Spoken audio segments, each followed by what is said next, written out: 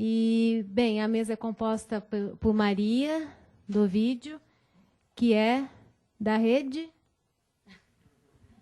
Soy de Interrupción de Argentina, miembro de la Red Puentes Internacional. E por Alcimatos, que é da rede, que é da Contrax e está representando a rede de trabalhadores da CIA. Bem, vamos iniciar, Maria. Boa tarde. Eu posso fazer a introdução. Eu vou falar um portunhol, una mezcla brasileña de portugués y español. Si você no comprende, por favor me fala. Devagar, eso es muy importante para mí. Bueno, como acá Ana, ¿no? No. Lilian me introdujo. Mi nombre es María, yo soy de Argentina, miembro de la organización Interrupción, miembro de la Red Puentes Internacional, con quien desde hace 2 años estamos trabajando con gente de Observatorio Social, de Perú y de El Salvador, específicamente no área textil, ¿no? Do sector textil. Entonces, lo que hoy traje aquí para compartir con ustedes es el resultado de una pesquisa que nos realizamos, que tenía como inicio un trabajo de continuación o de complementariedad del trabajo que el Observatorio había hecho con CIA en Brasil. Mas, ¿qué pasó? Nos arrancamos con la pesquisa, intentando contactar a las marcas, mas nos encontramos con una situación muy distinta a lo que la realidad en Brasil suscitaba, ¿no? Entonces, nos tuvimos que recomponer a pesquisa y lo que resultó fue eso, una pesquisa que diagnosticara cuál era el estado de situación de industria en la Argentina, y encontramos 2 problemáticas muy graves, que también después creo que mañana se trata también el tema, que es la informalidad y la reducción a la servidumbre. ¿Está bien?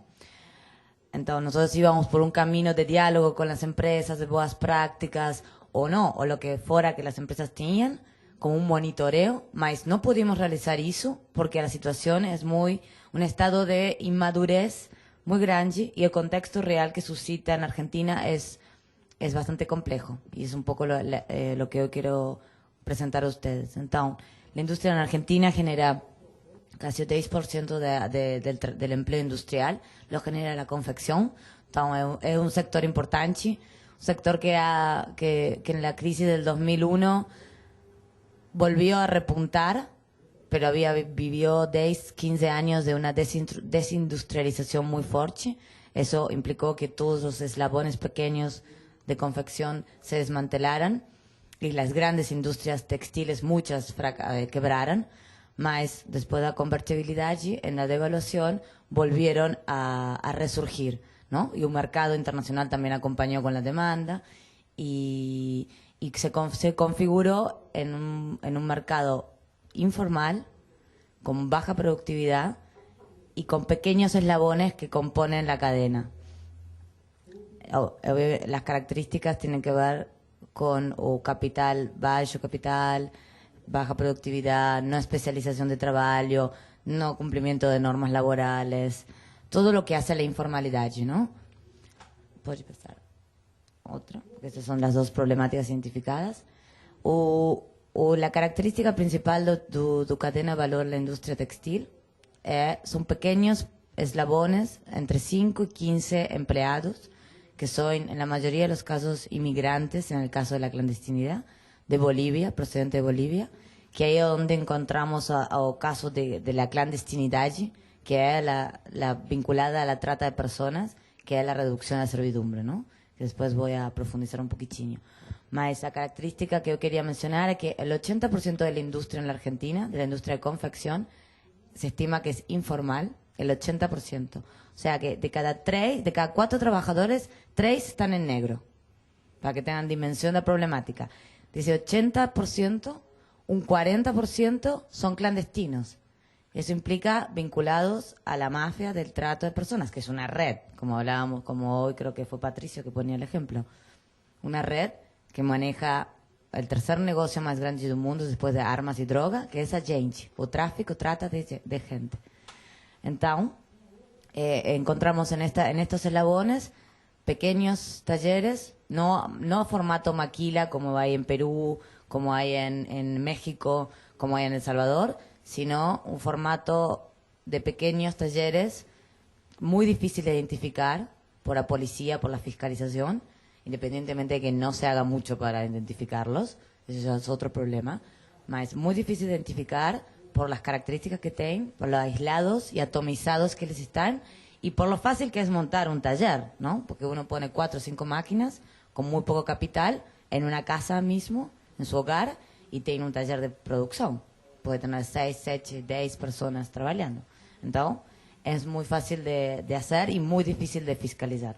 Entonces, encontramos una industria en su 80% caracterizada con este contexto de empleo, donde hoy la marca, como todos sabemos, el proceso de globalización, se ha concentrado en la imagen, en el marketing, en lo comercial y en la administración, y ha terciarizado, cuarterizado todo lo que es la producción, en este caso la confección en sí misma de las prendas.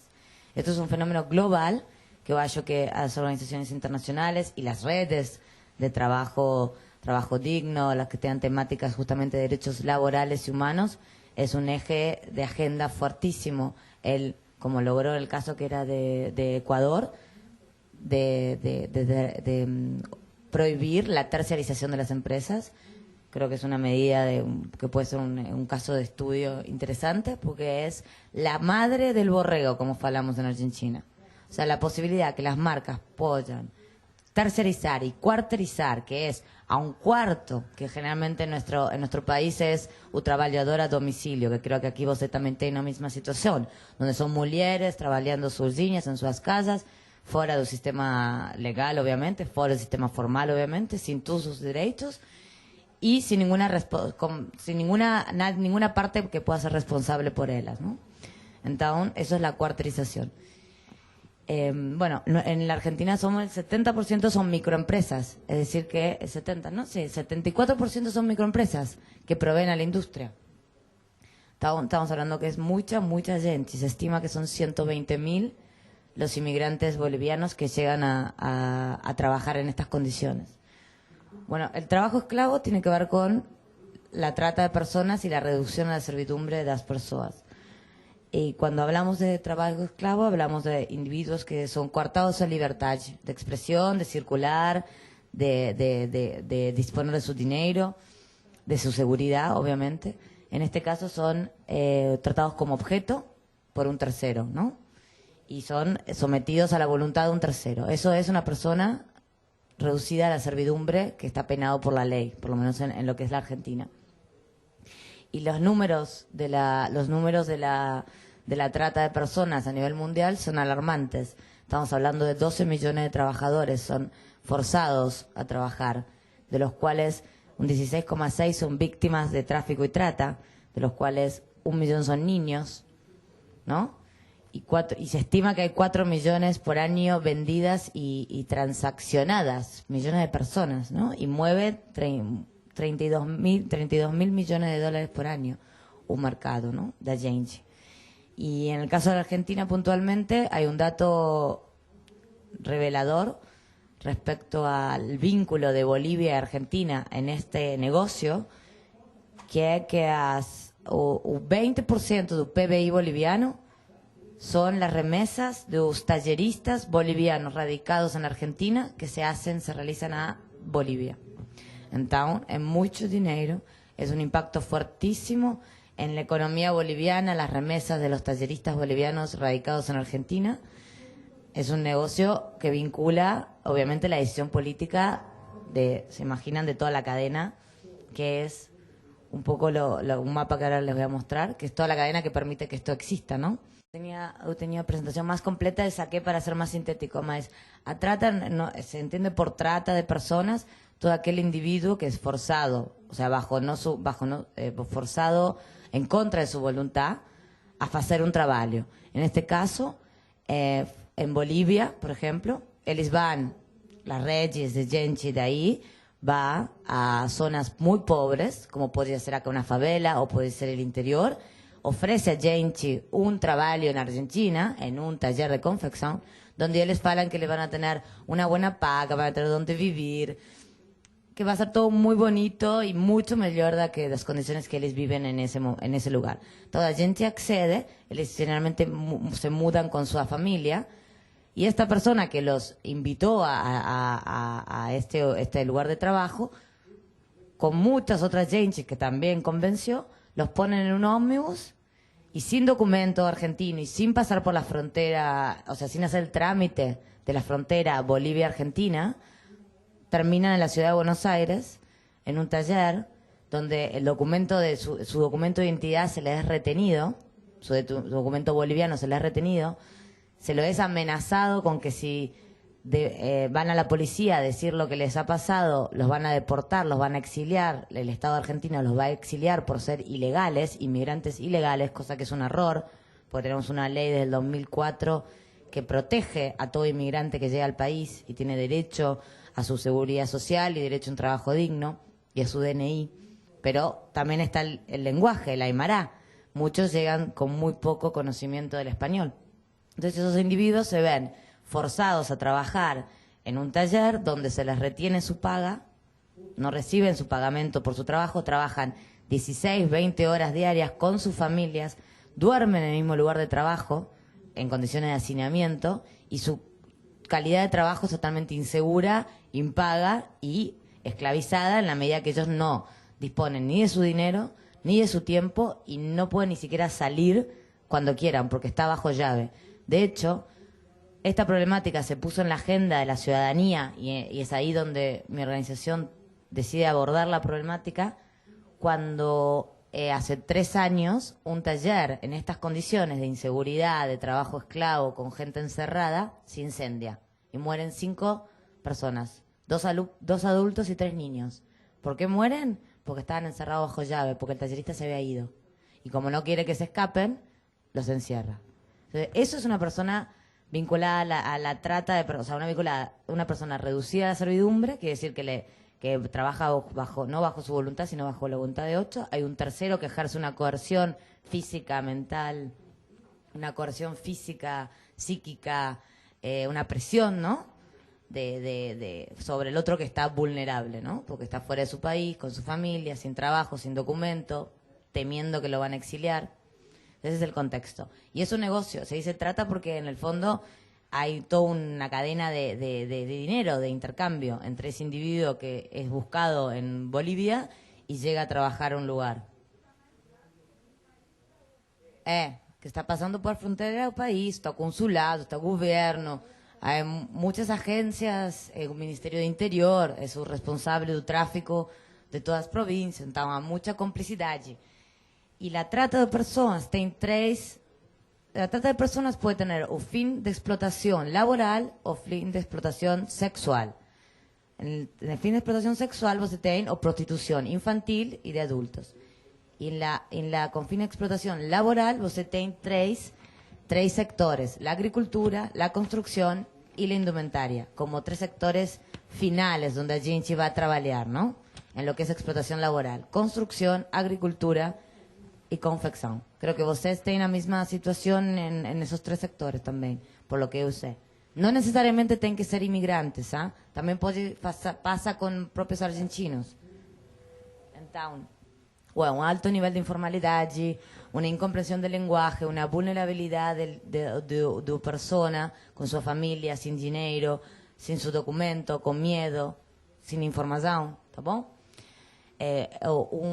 Una cosa muy compleja es el tema del dinero, porque ellos, una vez que están trabajando, cuando van a pedir su paga, el tallerista dice: no, você tem una deuda conmigo, tem la deuda de haberlo traído. Entonces, yo voy a descontar todas las semanas esa deuda, más la comida que estoy dando, más la casa que estoy dando, más comida y casa precario, absoluto, inhumano. ¿Tá bom? 6 personas en un mismo cuarto de 2x2, familias enteras, tá. Esa situación de marginalidad y de clandestinidad, ¿no? Entonces, esa persona nunca percibe un dinero por su trabajo, siempre tiene una deuda. Entonces, eso es muy complejo, porque los deja atados, entonces no puede salir de esa situación. Y bueno, las malas condiciones obviamente de salud y en el trabajo, ¿no? Esto es un mapa así grotesco para que nos veamos la dimensión y de la complicidad, ¿no? De los dos países, las fronteras, las provincias, los niveles. 70 marcas de nombre importante en Argentina, no multinacionales, locales, de capitales locales, han sido denunciadas en el 2006, hoy ya son 91, denunciadas por tener cadenas de valor donde se encontró en allanamientos y clausuras talleres con personas en reducción a la servidumbre. Son 2.000 los talleres registrados en la ciudad de Buenos Aires y se estima que hay 5.000, pues estamos hablando de un 80% de informalidad. Y parte de la informalidad es la no información. Entonces, tenemos 5.000 talleres que pueden estar teniendo entre 5 y 10 personas en estas condiciones.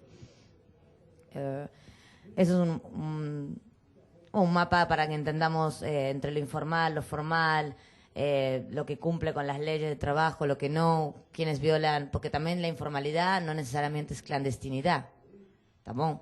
Porque hay talleres que no están registrados, más ahí no tienen personas reducidas a la servidumbre. Tiene un problema de regulación de ley de trabajo, no de violación de derechos humanos, tiene un problema de derechos laborales. Más tenemos un gran porcentaje que sí está en ese clúster, ¿cómo decirlo así? En ese estado, en esa situación. Y se estima que son 130.000 los inmigrantes que anualmente llegan a nuestra ciudad, a la ciudad de Buenos Aires, para ser víctimas de este trato, ¿no? De este tipo de trabajos. Tá bom. Tem uma mais. ¿Qué? Ah, tá bom, voy. Tengo un minuto más. También ahí están reflejados sus sindicatos, que tienen un rol muy importante en un área formal. Y si ustedes conocieran los números registrados de los trabajadores que tienen los sindicatos y la realidad que se estima que hay de trabajadores, es un abismo. Un abismo y un gran trabajo por hacer de los sindicatos en ese lugar de la cadena específica del sector. Más falta sensibilización, involucramiento, conocimiento, participación.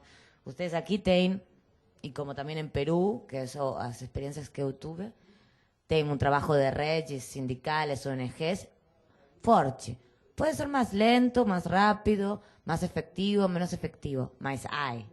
No es en Argentina, no hay espacios de articulación en redes de ONGs que pueden trabajar en este tipo de pesquisas y más profundidad también, o trabajo con los inmigrantes directamente o con la gente, y los sindicatos, que es como el canal formal de abordar la problemática de la informalidad, ¿no?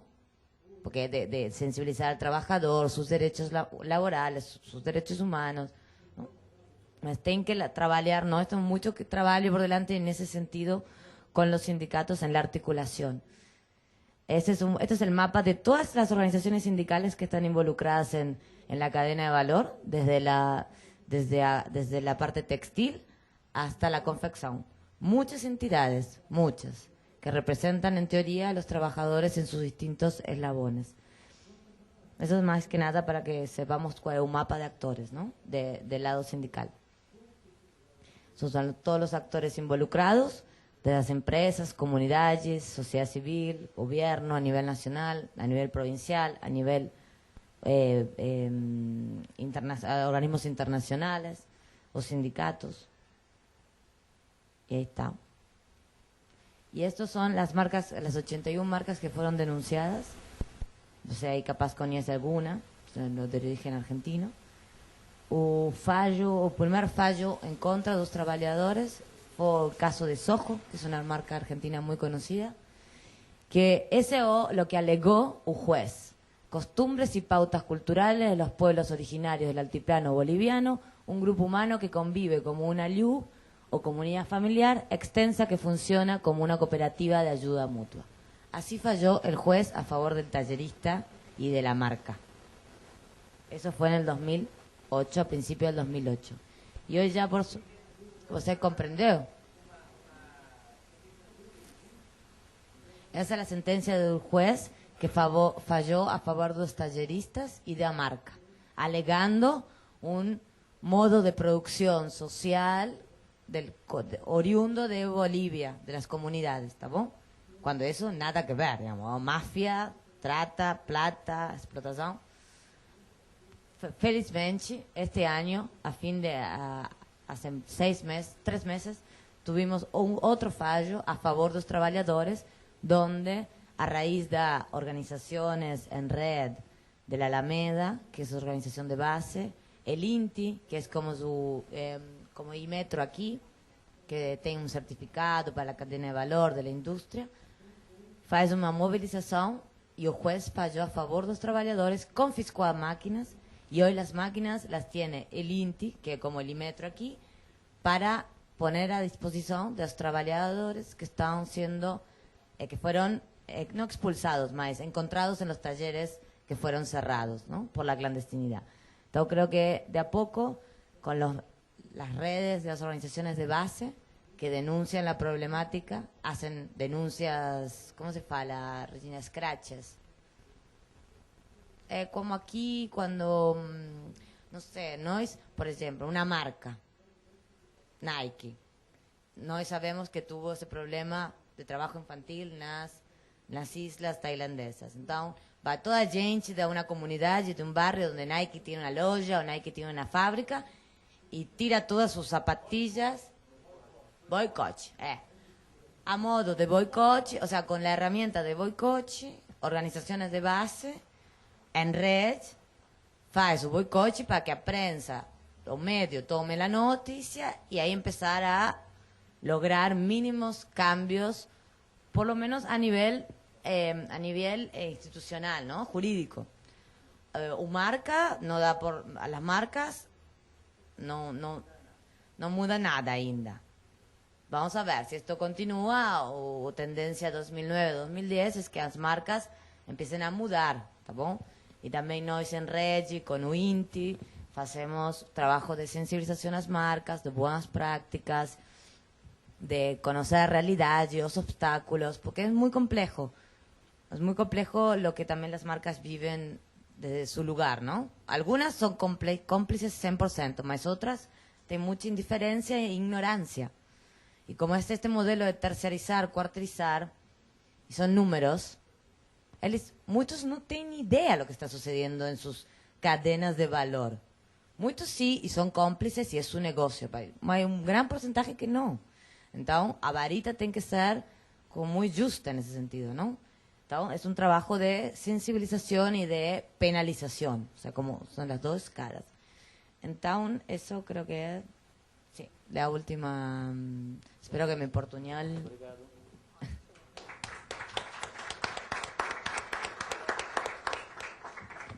Bem, gente, só para lembrar que nós temos a nossa revista que tem a denúncia do trabalho migrante boliviano, né? O Observatório Social tem essa matéria, que foi usada pela nossa empresa amiga, né? Na cadeia produtiva, e comprou a produção vinda de imigrante boliviano, nossa empresa amiga, a CIA, né? Que o Alci vai falar agora sobre a rede de trabalhadores.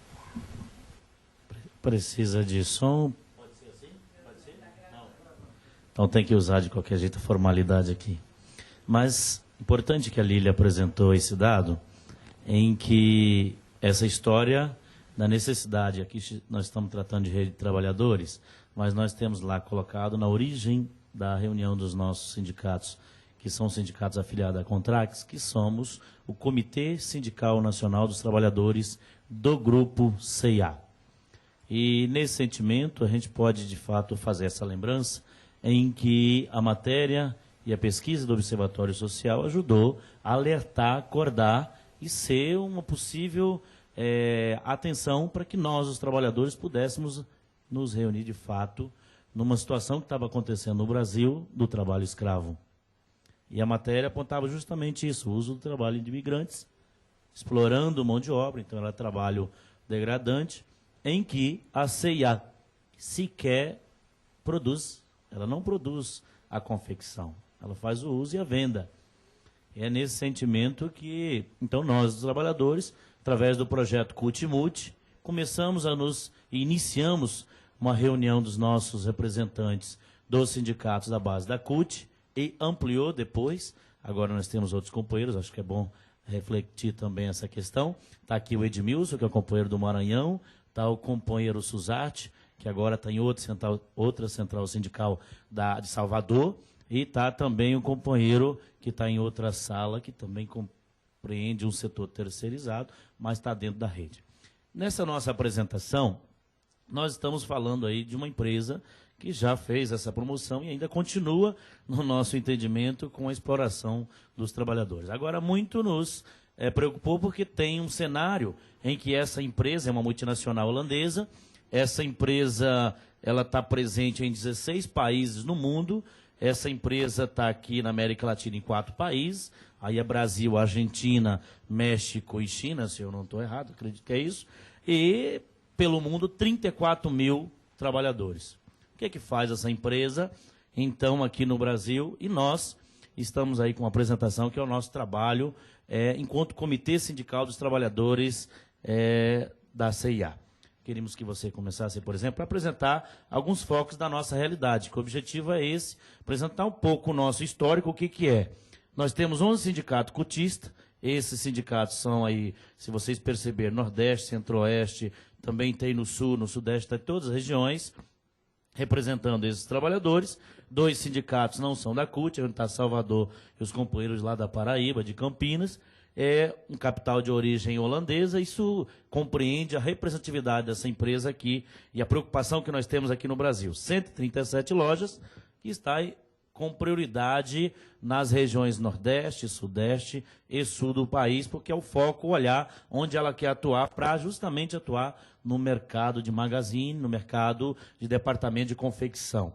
Lembrando que ela só vende, ela tem um mercado onde ela busca os seus produtos, coloca a sua marca ou joga, e aí está, inclusive tem um setor só para fazer mídia. A empresa, para conversar ou para manifestar com a mídia, com a imprensa, com outra organização, tem um setor específico para fazer isso, porque essa é de uma família de 2 irmãos, e aí vou falar um pouco depois da pesquisa que nós estamos aí também. Então, esse são o número de estabelecimento que está na base da CUT. Nós, do comitê, temos a responsabilidade de 42 postos de trabalho em toda a região do Brasil. Isso representa um percentual de 31%. Por exemplo, isso aí foi feito agora em 2007, nós já estamos atualizando com os novos dados que o Instituto Observatório Social vai nos promover. A representação onde essas empresas estão, portanto, o trabalho é árduo, é difícil, para reunir esses trabalhadores nesse cenário que é o Brasil, não menosprezando a Argentina de forma nenhuma, mas é uma imensidão esse território, para trazer todos esses para uma região só, onde nós fazemos uma reunião, e esse comitê ele tem a sua origem, como também a nossa apresentação tem mais 6 outros comitês, Walmart, Carrefour, tem a CIA, temos agora com a SHV Gás, que também é holandesa, a Interclean, estamos trabalhando já a empresa Accor, todas elas multinacionais. Para reunir em São Paulo, então nós temos um trabalho árduo. Esse comitê ele tem 2 coordenadores, que faz o trabalho, e a Contrax, que é a Confederação Nacional dos Trabalhadores no Comércio e Serviço da CUT, em que em breve nós seremos também organização instituída do sistema e que vamos estar atuando um pouco no sistema jurídico. E ele tem, então, a função da Contrax, um articulador que fica aí na responsabilidade da Secretaria de Relações Internacionais para fazer o trabalho com as multinacionais. Agora quem está é o meu amigo Valeir, que está aí, que é o atual secretário dessa responsabilidade. E, próxima. Nessa apresentação, quais são as realizações e o que esse comitê produziu até agora? Com todas essas demandas, a preocupação apresentada inicialmente pelas companheiras, trabalho degradante, os problemas na empresa, política antissindical que a empresa implanta sobre os trabalhadores, um local inadequado para o trabalho, trabalho em pé, que tem muito, a questão da política antissindical, evitando que os trabalhadores tenham acesso à sua representação sindical, nós constituímos o comitê e, mesmo assim, nós fizemos 8 encontros desse comitê já. Nesse período, o Drummond me lembra bem aí, de 2005, se eu não estou... 2005, 2006 e 2007, nós já conseguimos fazer 8 encontros, sendo que, automaticamente, ter 3 encontros um do comitê e um encontro nacional por ano, e um encontro para articular o plano de ação, que temos um plano de ação sobre os principais pontos de estratégia para atuar nessa empresa, haja visto das ocorrências e os diversos descuidos que tem com os trabalhadores. Nós, volta um pouquinho, por gentileza, porque esse é um ponto importante. Em 2006, o comitê fez um dossiê diante das atrocidades da empresa e apresentamos ao Ponto de Contato Nacional, que é um órgão, vamos dizer, governamental, tem 8 governos. No governo tem que ter a responsabilidade para um processo de fiscalização às multinacionais com base nas diretrizes da OCDE. O Ponto de Contato Nacional é representado por 8 secretarias, 8 ministérios de governo, em que tem que fazer com que essas empresas respeitem uma legislação internacional.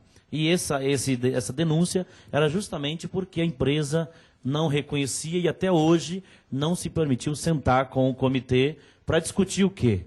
Discutir um acordo, uma possibilidade de discussão que ela já faz, que é na participação dos lucros e resultado da empresa, ou participação, um programa de participação nos resultados. E a empresa tem esse nome como sendo Propar.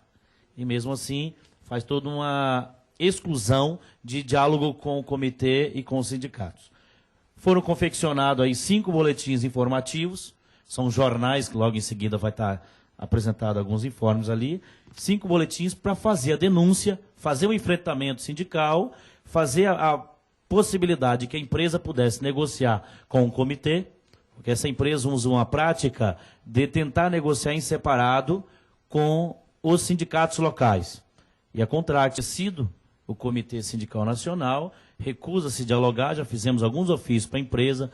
Na última apresentação do comitê que tem do programa e do plano nosso, que é do projeto Cultimute, tivemos uma visita, inclusive, dos companheiros da FNV, né, da Federação Holandesa, em que nós apresentamos uma possibilidade de levarem essa demanda, de tentar, junto ao escritório mundial, que é na origem, na sede da empresa, essa possibilidade de diálogo. Até agora não temos conseguido, temos encaminhado ofício, tentar dialogar, e a empresa sempre se recusa.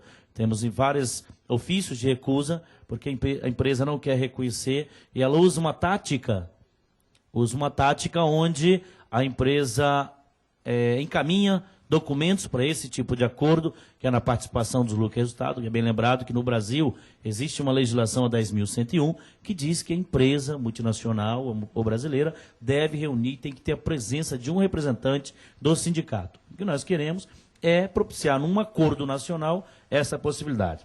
Então, até agora não temos negociação de acordo.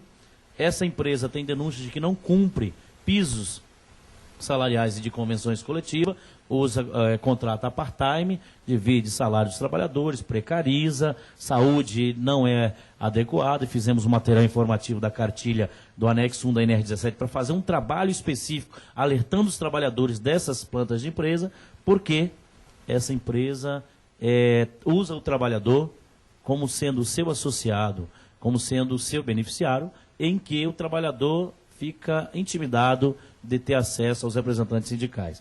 Então, portanto, não permite a distribuição do material informativo, e isso tem sido sempre como um movimento sindical, o uso e uma estratégia de entrar na empresa e mesmo assim deixar o material informativo com os trabalhadores. Toda vez que há panfletagem desses 5 material informativo, há sempre enfrentamento, questionamento e confusões dentro da empresa. E tenta intimidar os trabalhadores. Quais as perspectivas do comitê? Buscar esse reconhecimento, o diálogo social nesse período que nós estamos no projeto Cultimute, como também chamar a empresa para a responsabilidade social, tem sido essa a fórmula, a maneira de que nós possamos, de fato, compreender entre o capital e o trabalho, possa haver uma melhora no local de trabalho e na defesa intransigente dos trabalhadores. Buscar essa negociação desse acordo nacional para que melhore condições para os trabalhadores, cumprimento das convenções coletivas dos nossos sindicatos. Muito nós temos que ir à justiça, porque a empresa ultimamente, há 3 meses atrás, tentou mudar inclusive o contrato de carteira assinada, onde o que fala o contrato negro, o trabalho em negro, aqui é o trabalho sem carteira assinada. E isso nós temos tentado aí garantir esses benefícios. e está garantindo algumas cláusulas em convenção coletiva, porque a CIA tentou mudar o contrato de trabalho dos trabalhadores nos últimos dias. Buscar, de fato, articular melhores condições, planejamento e estratégia no diálogo, informação, formação e ampliar a sindicalização dos trabalhadores, que para nós, enquanto representantes sindicais, essa que dá a autenticidade da representação. E ampliar também a participação dos nossos sindicatos. Ampliar para o entendimento de outras centrais, de outros companheiros que querem se reunir, unir num trabalho que é para enfrentar essa multinacional que tem oprimido, reprimido. E garantir, de fato, a necessidade e o êxito do comitê. Esses são os materiais informativos. Esse, por exemplo, tratou da liberdade sindical.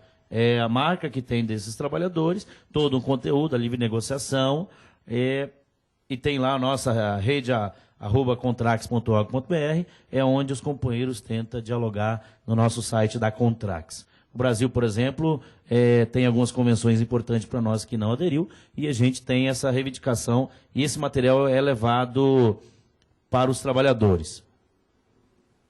Próximo, esse foi uma matéria e um jornal nacional, onde também saiu a página da possibilidade aí da CIA, e é onde está a questão das normas do check-out e tal, saúde do trabalhador, porque a CIA não permite que os trabalhadores sentem no assento. Já tem uma legislação e todo esse enfrentamento que nós estamos fazendo, espero que isso saia tudo lá no relatório último agora do Observatório Social, para que a gente de fato caia de pau aí e mostre.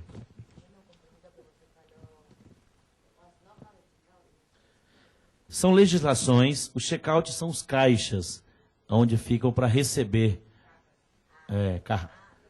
E esses check-outs agora nós conseguimos em janeiro de 2008 que fosse editada uma portaria que regulamenta o assento, regulamenta a postura, condição para o trabalhador, não permite que os trabalhadores tenham que se intimidar ou se posicionar como maquiagem, com vestimenta, e aqui tem muito nos períodos festivos, as empresas querem botar os trabalhadores de coelhinho, de Papai Noel, de enfeitinho, de tigre e tal, essas coisas, e os trabalhadores com isso se sentem intimidados. Isso é um problema psicológico na saúde mental dos trabalhadores, que fica depois terrível para a gente estar tratando. E essas empresas. Então, essa legislação ajuda tudo. Tem uma lembrança de que essa empresa não permitia, principalmente as trabalhadoras, para ir no banheiro. Imagine as mulheres, as companheiras mulheres. É bom lembrar que essa empresa, a maioria da mão de obra é jovem, entre 18 a 25 anos, nessa faixa, mocinha assim, por exemplo, fica lá toda bonitinha, maquiada. 5 anos, a pele dela já, de tanta maquiagem. E ela tem que ficar todo dia postando desse jeito, na frente da empresa. Então, tem todas essas colocações de um certo critério que a empresa usa com o ser humano, e aí também tem essas necessidades fisiológicas e necessidades íntimas das mulheres. Então tem um problema. Muitas das convenções coletivas nossas têm sido a tentativa de usar critérios. Quer dizer, você tem que ter um kit para resolver os problemas de última hora. Porque na maioria das vezes as meninas não poderiam sair para ir ao banheiro, tal, e tem todas essas coisas. Não permitia que houvesse troca. Isso é uma prática dessa empresa. Então, a saúde, por exemplo, tem sido muito denunciado nesse nosso informativo.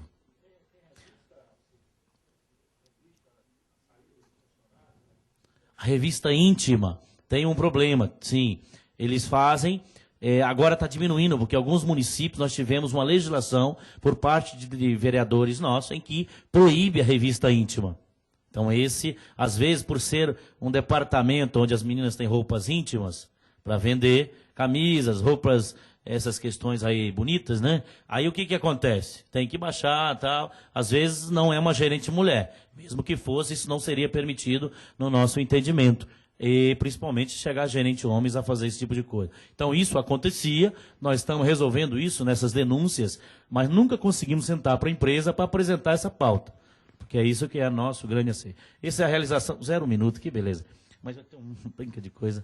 E está aqui nossa realização, e até mostrar para o companheiro da FNV, viu, Patrício? Está aí, nós estamos realizando, de fato, o projeto é verdade, as coisas acontecem. São companheiros de todo o Brasil, que tem lá a marca, é uma reunião em 2006, próximo pode ir, que já está acabando, e é o nosso telefone de contato com beijinhos, beijinhos, beijinhos. Agora, tem também, eu acho que é importante a gente falar, nesta realidade nossa, que às vezes nós precisamos das ferramentas para a gente atuar como dirigente sindical e para representar bem os trabalhadores. Estamos para sair agora a pesquisa do Observatório Social, para nós é fundamental, é a ferramenta para agilizar as nossas ações seguintes. Então, o relatório deve estar saindo em breve, nos próximos meses. Nós tínhamos nesse plano de ação de 2008 uma série de ações para fazer na empresa. Paralisação, enfrentamento, denúncia. Já fizemos movimentação no Brasil e na Argentina, é bom lembrar isso, com a FAECIS. Tivemos um jornal em espanhol e em português, para ser jogado em todas as filiais nossas. Então, e também lá na Argentina, que é a Federação FAECIS, que reúne os comerciários lá, tinha essa tarefa e essa atividade. Que tratava de 2 pontos, que era o fim do banco de horas e a questão do fim do trabalho em pé. E a necessidade de um descanso para que os trabalhadores pudessem estar numa condição melhor. Então, quem somos nós? Somos esse. O propósito, de fato, tem apresentado para que nós tenhamos um plano de ação. Todos esses anos tem sido acompanhado o nosso plano de ação. Isso é importante porque as nossas ações são planejadas. Muitas das vezes a gente não consegue estar dando encaminhamento, por cada dimensão, mas são planejados. A nossa divulgação é esse o objetivo. A comunicação, eu acredito que no próximo ano de 2008, faz-se necessário da nossa rede uma melhor interlocução junto à conexão sindical, porque é uma rede que tem mais de 15 sindicatos. Pois é. Nós pretendemos dialogar constantemente sobre esse propósito, que é a questão da comunicação, como dialogar melhor entre nós mesmos, que às vezes nas redes é esse o problema, e nós do comitê também temos. Coordenação, já falei, mas o que? Esse esforço nosso tem sido para melhor articular um trabalho sindical em melhora do local de trabalho, que nós temos aqui. Esse comitê tem todo um regimento interno, nós nos preocupamos com isso, que é um regimento que cuida da coordenação, implantação, legalização desse comitê, com as suas diretrizes e esse trabalho. Todo o nosso jornal, ele tem sido feito por intermédio de comunicação, ele tem sido feito por rateio entre nós da Confederação e dos sindicatos, então é um trabalho árduo. Para reunir, nós temos tido alguns investimentos internacionais, mas para fazer o jornal, a nossa contrapartida da ação no local de trabalho tem sido por intermédio de rateio. Mais obrigado, porque passei.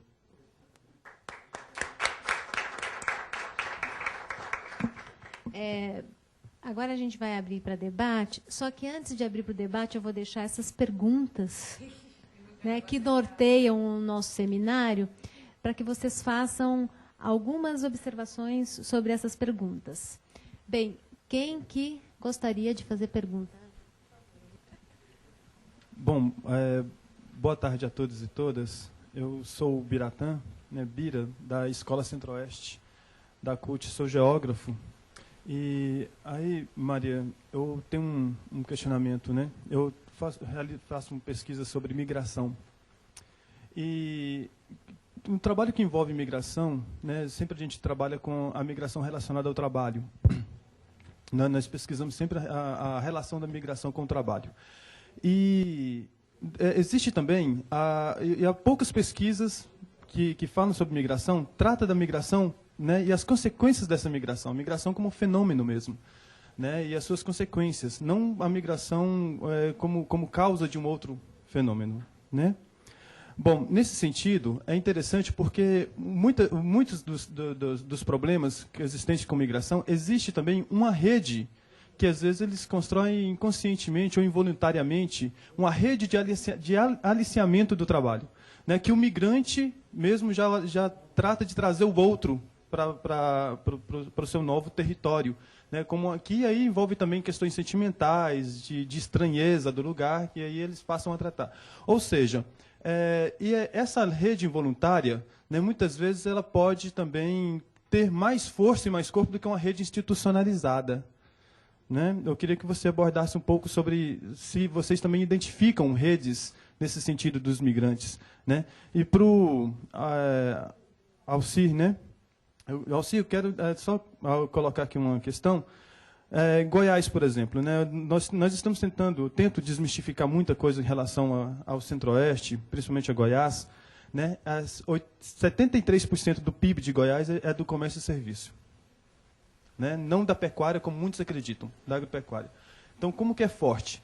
O setor de confecções é muito forte em Goiânia e cresce assustadoramente, né? Nesse sentido, há várias pessoas, famílias que trabalham em casa, praticamente um trabalho de muita exploração, né, que eles chamam de facções, né, de trabalhar de facção para as grandes marcas, né? Inclusive, uma cidade de Goiás, que foi pega várias vezes pela Polícia Federal por fabricar roupas de marcas, né, piratas, para regularizar a situação, eles fabricam roupas hoje, mas para essas próprias marcas, né, numa exploração sem fim.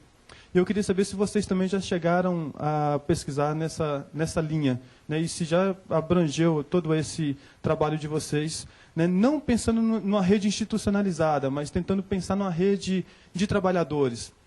Às vezes nós não desconstruímos a nossa ideia de estrutura sindical para trabalhar em rede. Eu acho que esse é um grande problema que nós temos. Nós temos que desconstruir o sindicato, a estrutura sindical. Nós temos que desconstruir essa estrutura política para pensar em rede, para avançar nesse trabalho com rede em relação à sociedade como um todo.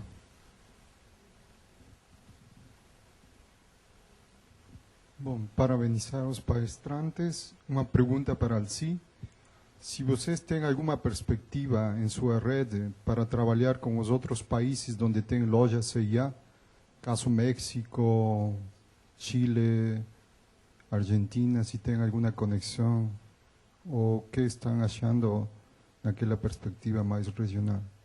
Eu queria para o Alci, eu acho muito complementar uma discussão e outra quando a gente fala da empresa, porque a CIA, como tantas outras, ou quase como a maioria, não tem uma resistência imensa em assumir responsabilidade sobre sua cadeia produtiva. Então, na realidade, o que nós estamos falando aqui é isso, é assumir a responsabilidade sobre a cadeia produtiva, e nós mostramos duas vertentes de uma empresa, né?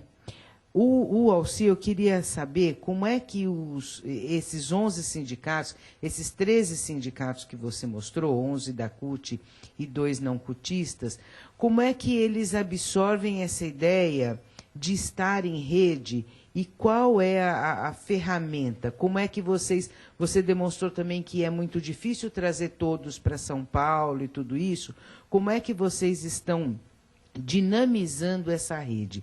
E como é que esses sindicatos se colocam o interesse? Por exemplo, tem gente destacada para estar sempre em contato nessa rede? Qual é a dinâmica disso?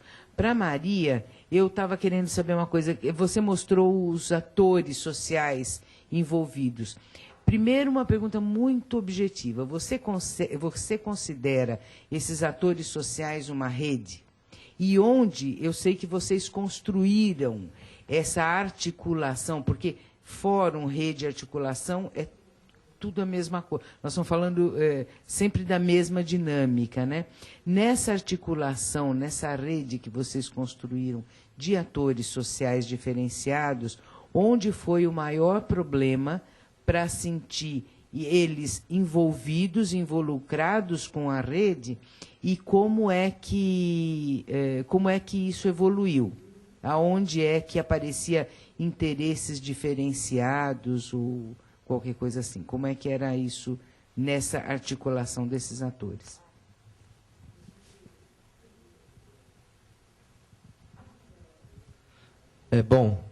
Eu tenho uma pergunta para a Maria e duas para o Alci. Para a Maria, você falou que uma grande característica desse processo de imigração é porque ela vem principalmente da Bolívia.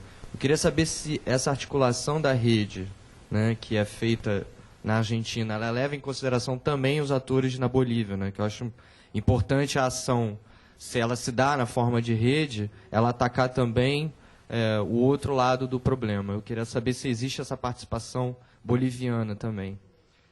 E para o Alci são duas as perguntas. Uma, eu queria saber qual é a razão da rede, no caso da CIA, se chamar comitê sindical. E se você vê nisso alguma diferença entre a organização em rede e a organização num comitê. O porquê dessa diferenciação, que eu acho importante para a discussão. E uma outra pergunta foi uma questão que surgiu também na mesa anterior aqui do início da tarde,